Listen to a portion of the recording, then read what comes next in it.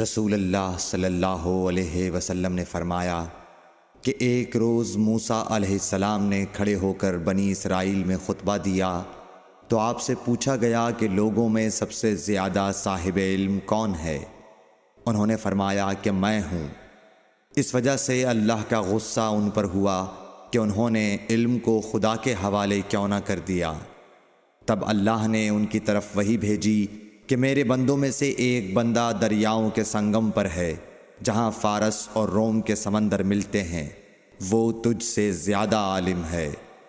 موسیٰ علیہ السلام نے کہا کہ اے پروردگار، میری ان سے ملاقات کیسے ہو؟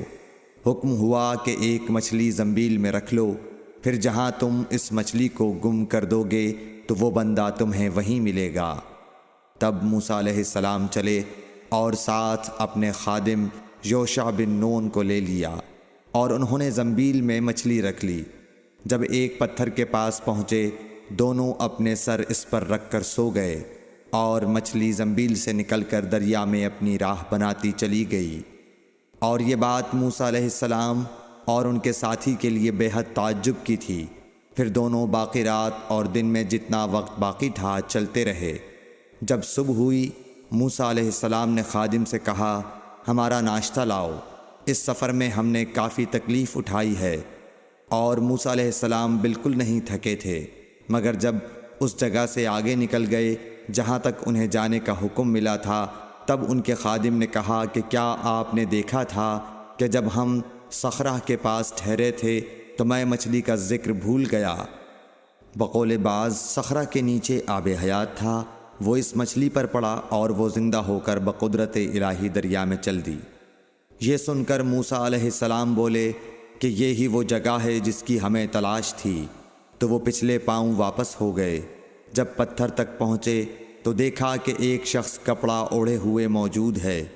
موسیٰ علیہ السلام نے انہیں سلام کیا۔ خضر نے کہا کہ تمہاری سرزمین میں سلام کہاں؟ پھر موسیٰ علیہ السلام نے کہا کہ میں موسیٰ ہوں۔ خضر بولے کہ بنی اسرائیل کے موسیٰ؟ انہوں نے جواب دیا ہاں۔ پھر کہا کہ کیا میں آپ کے ساتھ چل سکتا ہوں تاکہ آپ مجھے ہدایت کی وہ باتیں بتلاؤ جو اللہ نے خاص آپ ہی کو سکھلائی ہیں؟ خضر بولے کہ تم میرے ساتھ صبر نہیں کر سکو گے۔ اے موسیٰ، مجھے اللہ نے ایسا علم دیا ہے جسے تم نہیں جانتے، اور تم کو جو علم دیا ہے اسے میں نہیں جانتا۔ اس پر موسیٰ علیہ السلام نے کہا کہ خدا نے چاہا تو آپ مجھے صابر پاؤ گے، اور میں کسی بات میں آپ کی نافرمانی نہیں کروں گا۔ پھر دونوں دریا کے کنارے کنارے پیدل چلے۔ ان کے پاس کوئی کشتی نہ تھی کہ ایک کشتی ان کے سامنے سے گزری تو کشتی والوں سے انہوں نے کہا کہ ہمیں بٹھا لو۔ خضر کو انہوں نے پہچان لیا اور بغیر کرائے کے سوار کر لیا۔ اتنے میں ایک چڑیا آئی اور کشتی کے کنارے پر بیٹھ گئی۔ پھر سمندر میں اس نے ایک یا دو چونچیں ماری۔ اسے دیکھ کر خضر بولے کہ اے موسیٰ، میرے اور تمہارے علم نے اللہ کے علم میں سے اتنا ہی کم کیا ہوگا جتنا اس چڑیا نے سمندر کے پانی سے۔ پھر خضر نے کشتی کے تختوں میں سے ایک تختہ نکال ڈالا۔ موسیٰ علیہ السلام نے کہا کہ ان لوگوں نے تو ہمیں کرایہ لیے بغیر مفت میں سوار کیا، اور آپ نے ان کی کشتی کی لکڑی اکھاڑ ڈالی تاکہ یہ ڈوب جائیں۔ خضر بولے کہ کیا میں نے نہیں کہا تھا کہ تم میرے ساتھ صبر نہیں کر سکو گے؟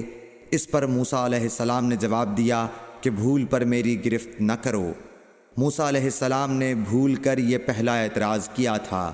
پھر دونوں چلے۔ کشتی سے اتر کر ایک لڑکا بچوں کے ساتھ کھیل رہا تھا۔ خضر نے اوپر سے اس کا سر پکڑ کر ہاتھ سے اسے الگ کر دیا۔ موسیٰ علیہ السلام بول پڑے، کیا آپ نے ایک بے گناہ بچے کو بغیر کسی جانی حق کے مار ڈالا؟ غضب ہو گیا۔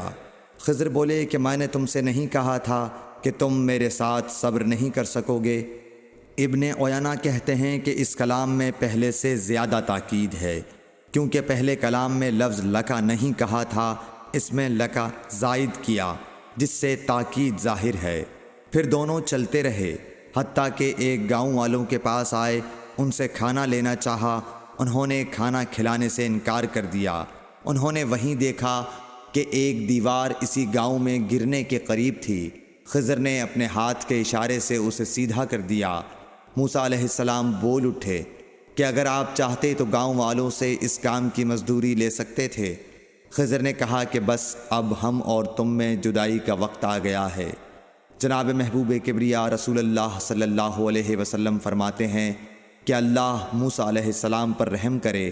ہماری تمنا تھی کہ موسیٰ علیہ السلام کچھ دیر اور صبر کرتے تو مزید واقعات ان دونوں کے بیان کیے جاتے اور ہمارے سامنے روشنی میں آتے، مگر حضرت موسیٰ علیہ السلام کی عجلت نے اس علم لدنی کے سلسلے کو جلد ہی منقطع کرا دیا۔ صحیح بخاری حدیث نمبر 122۔